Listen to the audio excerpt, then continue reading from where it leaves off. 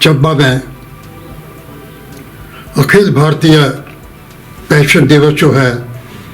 वो बड़ी धूमधाम से मनाया जा रहा है। इस दिवस पर चंबा की सभी 10 खंड इकाइयाँ इसमें भाग ले रही हैं और ये दिवस हर वर्ष 17 दिसंबर को मनाया जाता है। इसको मनाने का औचित्य है कि 1980 में सेंट्रल गवर्नमेंट के एक अधिकारी DS नकारा जी सेवानिवृत्त हुए और उन्होंने देखा कि पेंशन जो है उसको पेंशन नहीं बल्कि गुजारा भत्ता कहा जाता था। वो ऊंट के मुंह में जीरा जैसे पैसा था, इसलिए उन्होंने सेंट्रल गवर्नमेंट से गुहार लगाई, मगर सेंट्रल गवर्नमेंट ने उसको नहीं माना। उनको कोर्टों के चक्कर लगाने पड़े और कोर्टों में लास्ट में सुप्रीम कोर्ट ने ये निर्णय लिया कि स्टेट के कर्मचारी और सेंटर के कर्मचारियों को जब वो सेवानिवृत्त होते हैं तो पेंशन रूल जो है वो बनाए जाए, और पेंशन रूल जो है वो बनाए। इसमें हर कुछ सालों के बाद तरमीम भी होती है, मगर आज जो पेंशन हम लोग ले रहे हैं वो एक बहुत बड़ी रकम है, बहुत बड़ी राशि है, जिससे हमारा जो अंतिम पड़ाव पर हम बैठे हैं उसमें का जो गुजारा है वो बहुत अच्छी से कर रहे हैं। आज हिमाचल प्रदेश में ये सभी जिलों में ये दिवस मनाया जाता है, मगर आज हमारे चंबा में ये जिलाधीश महोदय जो होंगे वो मुख्य अतिथि के तौर पर कुछ जो हमारे खंड इकाइयों से आए हुए 80 से वृद्ध लोग जो हैं उनको हम सम्मानित करने जा रहे हैं, जिसमें कुछ औरतें भी हैं और कुछ पुरुष भी हैं। इसी दिवस के ऊपर हम एक जो हमारी 2016 से हमारा एक रिवीजन हुआ था उसकी भी हम चर्चा करते हैं। 2016 के जो हमारे रिटायरीज हैं उनके आज तक भी पेंशन जब वित्तीय लाभ जो है वो सरकार ने लंबित है सरकार के पास। हम उनसे भी गुहार लगाते हैं कि सरकार उन वित्तीय लाभों को शीघ्र से शीघ्र जो है वो देने का निर्णय ले। ये दिवस हिमाचल प्रदेश में जब ये शुरू हुआ तो चंबा के हमारे यहाँ के प्रेमराज महाजन जो IAS ऑफिसर रिटायर हुए उन्होंने इसकी शुरुआत की, और शिमला में इसकी शुरुआत करने से केवल मात्र IAS, IPS और IFS जो अधिकारी थे उनकी इनरोलमेंट की। मगर आज ये जो संगठन है विकराल रूप धारण कर चुका है और ये आज प्रदेश के हर तहसील लेवल पर, हर सब डिवीजन लेवल पर, हर ब्लॉक लेवल पर इसकी जो शाखाएं हैं वो काम कर रही है। जो सरकार से बनता है वो सरकार आपको प्रोवाइड कर रही है, और जिला प्रशासन अपने स्तर पे जो भी कदम उठा सकता है आपको सहूलियत प्रदान करने के लिए। कुछ इश्यूज जैसे ओबराय साहब ने रेज किए थे, मेडिकल कॉलेज के अंदर एक सेपरेट क्यू होना चाहिए सभी ओल्ड एज सिटीजन्स के लिए जिसमें पेंशनर्स भी आते हैं। एक टॉयलेट्स को लेकर भी कुछ इश्यू हमने इस्तेमाल रेज किया था। तो अपने स्तर पे हम निरंतर ये कोशिश करते हैं और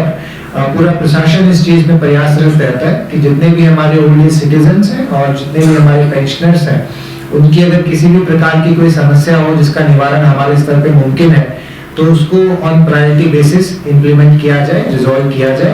ताकि किसी प्रकार के इश्यूज आपको फेस ना हो। मैं क्योंकि आप सभी बहुत ही एक एक्टिव ग्रुप है और बड़ा कंट्रीब्यूशन आप लोगों का सोसाइटी में रहा है, आज के समय में कई चीजें जो है वो थोड़ी सी खराब होती जा रही है, और वहां पे मैं आप लोगों की थोड़ी मदद की आज यहाँ रिक्वेस्ट करना चाहूंगा। पहला एक हमारा मुद्दा है जिसके बारे में आप लोग बड़ी बात अवगत है, जो कि नशे को लेकर एक बड़ा खराब सा माहौल अक्रॉस द कंट्री क्रिएट होता जा रहा है। हमारे जो आज के युवा हैं, आजकल परिवार छोटे छोटे हो गए हैं, माँ बाप और एक बच्चा, तो जो युवा है उनको ठीक से दिशा निर्देश, कोई गाइडेंस नहीं मिल पाती है, और उसमें मुझे लगता है कि जितने भी हमारे पेंशनर्स हैं वो बहुत अच्छे से कंट्रीब्यूट कर सकते हैं।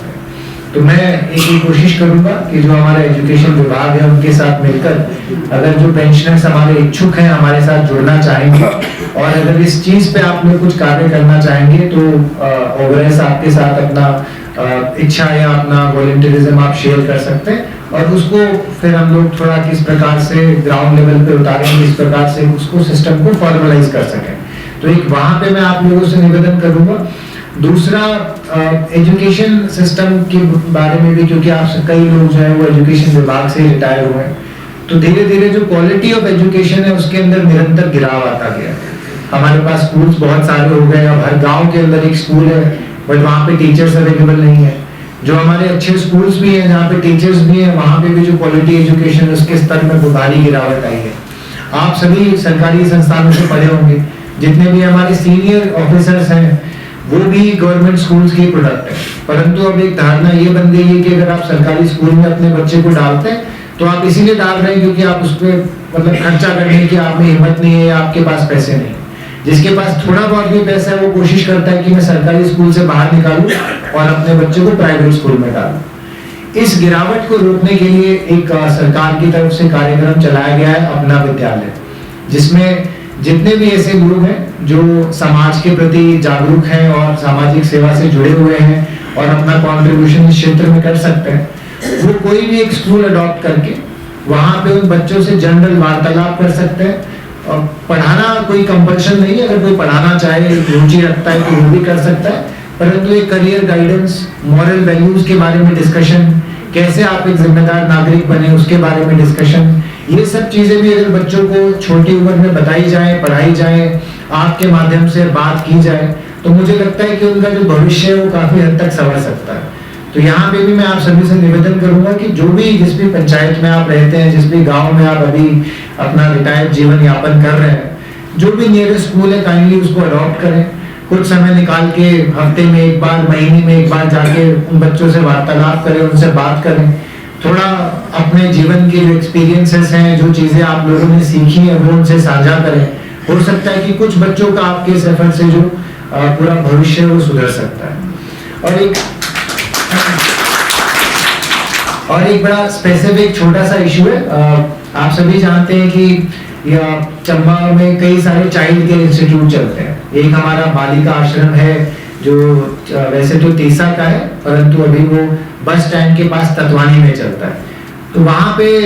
मैं विजिट किया था कुछ दिनों पहले, तो वहाँ पे बच्चों ने जो एक डिमांड थोड़ी रेज करी वो थी कि इंग्लिश बोलने में हमें बड़ी दिक्कत होती है। तो अगर आप में से कोई चंबा के रहने वाले पेंशनर है जो बच्चों के साथ, जिनके पास समय अवेलेबल है, जो थोड़ा फ्री है और उन बच्चों के साथ अगर आपको समय व्यतीत करना चाहते हैं, तो मैं निवेदन करूंगा कि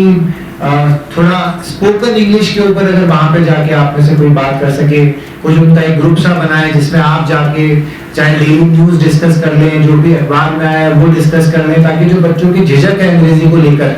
वो थोड़ी समाप्त हो सके। वैसे ट्यूटर्स वगैरह वहां पे डिप्लॉयड है, परंतु आई थिंक आप में से किसी एक का साथ मिलेगा तो और बेहतर रिजल्ट्स उस सीसीआई के अंदर आ सकते हैं। मैं पुनः आप सभी का बहुत बहुत धन्यवाद करता हूँ ओबराय साहब का, और आप सभी को आज के इस दिवस की शुभकामनाएं देता हूँ और आप सभी की अच्छी हेल्थ की, और ये उम्मीद करूंगा कि आगे जितने भी फंक्शंस में अटेंड करूँ सभी में आप लोगों से बार बार मुखातिब होने का मौका मिले। बहुत बहुत धन्यवाद।